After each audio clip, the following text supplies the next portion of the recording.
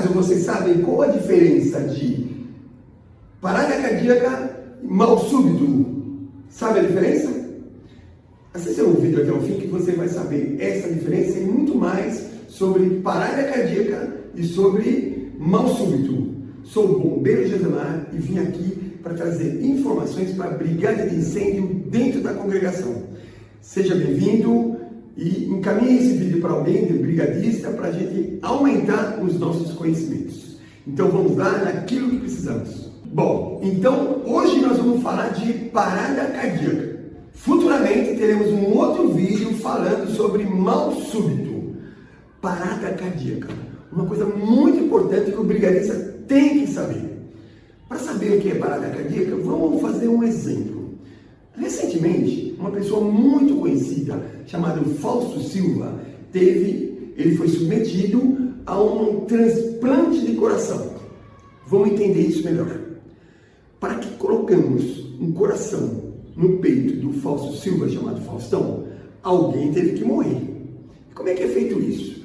Alguém morre, a família autoriza a fazer o transplante, retira-se um coração parado, obviamente, um coração parado, e coloca-se numa caixinha. Vocês sabiam que pode ficar dentro dessa caixinha de 4 a 6 horas? O coração pode ficar parado, sem oxigênio, de 4 a 6 horas. A gente poderia fazer um exemplo, que eu poderia tirar o coração de Pernambuco e trazer para São Paulo ou vice-versa. Depois esse coração é levado àquele que vai recebê-lo, coloque-se no peito dele, se não houver rejeição, o coração volta a funcionar como se nada tivesse acontecido. Então podemos entender que o coração fica de 4 a 6 horas sem oxigênio e sem sequelas. Então nós já descobrimos que o coração pode ficar de 4 a 6 horas sem oxigênio e sem sequela. E o cérebro? Quanto tempo o cérebro pode ficar sem oxigênio e sem sequela? Alguém pode imaginar o coração 4 horas? Cérebro 1 hora? 30 minutos? 10 minutos? 10 segundos. O seu cérebro não pode ficar 10 segundos sem oxigênio, que começa o que chamamos de sequela. Essa é a fisiopatologia do AVC. Faltou oxigênio numa parte do cérebro, sequela. Outra parte, sequela. Total, morte cerebral. Para que eu preciso saber disso? Porque você precisa saber, a pessoa que está passando mal, é mal súbito ou é uma parada cardíaca? A parada cardíaca, o nome já está falando, parada cardíaca. O coração pode ficar sem oxigênio, mas ele bombeia oxigênio para o cérebro. E o cérebro não pode ficar 10 segundos sem receber o oxigênio que o coração está mandando. Estão entendendo? Então você tem 10 segundos para saber se o irmão dentro da igreja é parada cardíaca ou é mal súbito. Então nós vamos aprender hoje parada cardíaca e futuramente mal súbito. E como é que eu vou saber se é parada cardíaca? O nome está falando, parada cardíaca. O coração não funciona. Você está dentro da igreja, alguém perde a consciência.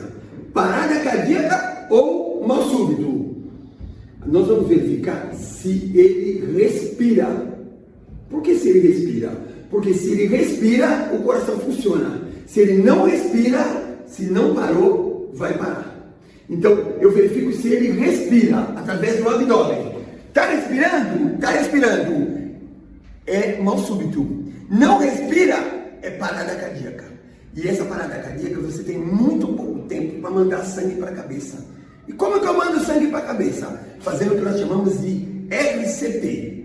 Aperta o coração expulsa sangue e o sangue chega na cabeça. Vou repetir. Aperta o coração expulsa sangue e o sangue chega na cabeça. Descobrimos que é uma parada cardíaca. Por que nós descobrimos? Porque o irmão ou irmã não respira. E aí nós vamos fazer o que nós chamamos de massagem cardíaca. RCP, reanimação cardiopulmonar. Isso é bom que a vítima, essa pessoa que não respira, fique deitada. Mas por que deitada? Não poderia fazer uma massagem com ela sentada? Porque aqui é o coração e aqui é o cérebro. Se eu apertar aqui, eu vou ter mais dificuldade do que se eu apertar aqui, E por isso que nós deitamos em local rígido. Tá? Poderia ser numa prancha, poderia ser no próprio chão. Então eu deito a pessoa. Deitando-a, Eu não vou alcançar em pé, óbvio, né? Também não fico de cócoras, porque de cócoras eu posso acabar caindo aqui. Qual que é a posição? A posição é de joelho ao lado da vítima. Vamos lá, só eu faço, estico uma mão, estico outra, entrelaço os dedos, qualquer uma das duas mãos à frente. Quem vai apertar o coração é essa parte aqui, chamada região tenar. Essa parte deve ficar proeminente, para frente. Os cotovelos estão estendidos e eu abaixo a mão. Abaixo para quê? Para apertar o coração. Ô bombeiro, onde fica o coração? O coração fica no centro. Ele não fica nem do lado direito, nem do lado esquerdo. Chamamos de região mediastina. Então eu poderia dizer que eu faço uma linha imaginária e o coração passa atrás dessa linha imaginária. Mas qual que é a altura? Aqui é centro. Aqui é centro. Qual que é a altura? Vamos entender o seguinte. Você pega essa linha das axilas, no final das axilas, e faz um risco imaginário para cá, encontrando com outra linha. E aqui no centro, você vai entender que você tem que apertar. Vamos de novo. Estica uma mão, estico outra, entrelaço os dedos e abaixo no centro do coração aqui, ó, no centro do tórax da vítima.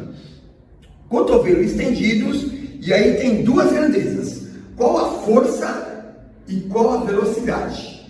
Qual a força que eu faço? Depende. Então nós temos aqui 3 manequins e nós vamos ver qual a força. Vamos lá, qual a força que eu faço no coração? Isso vai depender da estrutura física da vítima. Vamos representar aqui um adulto, uma criança, em torno aí 7, 8 anos, e evidentemente que estamos representando isso aqui como um bebê. Então, dependendo da força física, nós passamos uma força para apertar o coração. Então, dependendo da força física, vamos pegar um adulto. Qual a força física que eu faço num adulto? Recordar, estico uma mão, estico outra, entrelaço os dedos e no centro do tórax. E eu aperto 1, 2, 3, 4. Isso um adulto.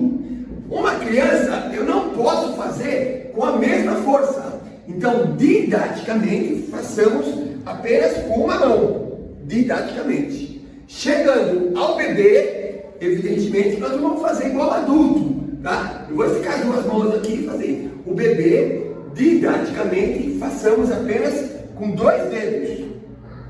Então aí nós já estamos sabendo qual a força física que eu faço em cima do coração da vítima.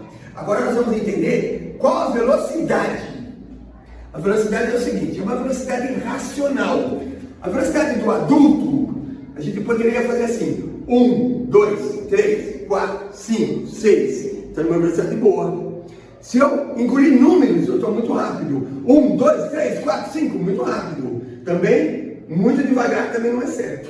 No adulto e na criança é a mesma velocidade. E no bebê? O bebê é mais rápido. 1, 2, 3, 4, 5, 6.